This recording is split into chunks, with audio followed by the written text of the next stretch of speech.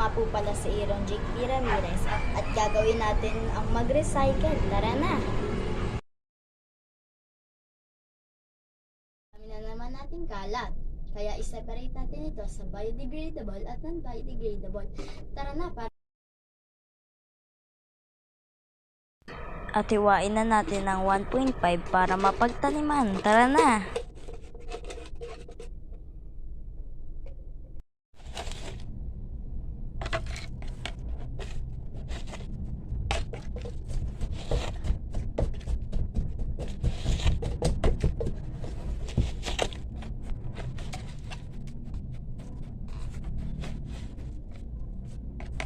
Tara na at maglagay ng buto ng munggo para sa ating tataniman.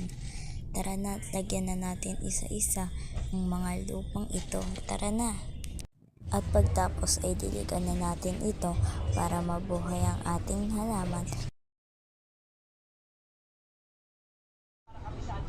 At makalipas nga ng 5 araw, ganito na kalaki ang tubo ng ating halaman.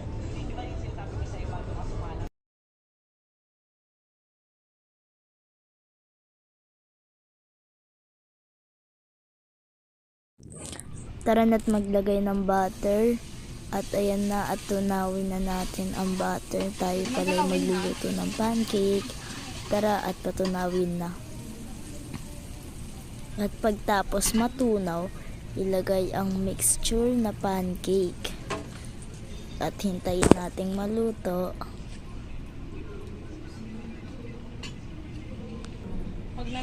Ayan na, kumukulo-kulo na para pwede nang ibaliktad.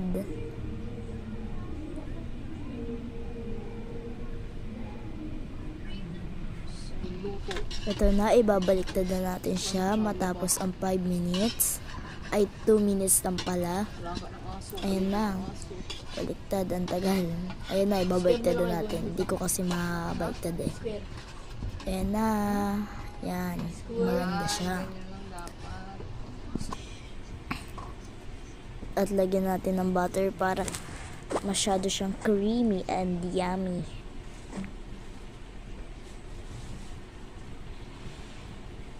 Yung iba kasi, dali alam mo. At okay, tinitigan natin kung tapos na at kung pwede na makain. At ayan na, patapos na. Ilalagay na natin sa ating lagyanan. At nakapagluto na po pala tayo ng 20 pieces. Ngunit kinain po namin yung iba, kaya unti na lang po. Okay, thank you for watching. Like and subscribe.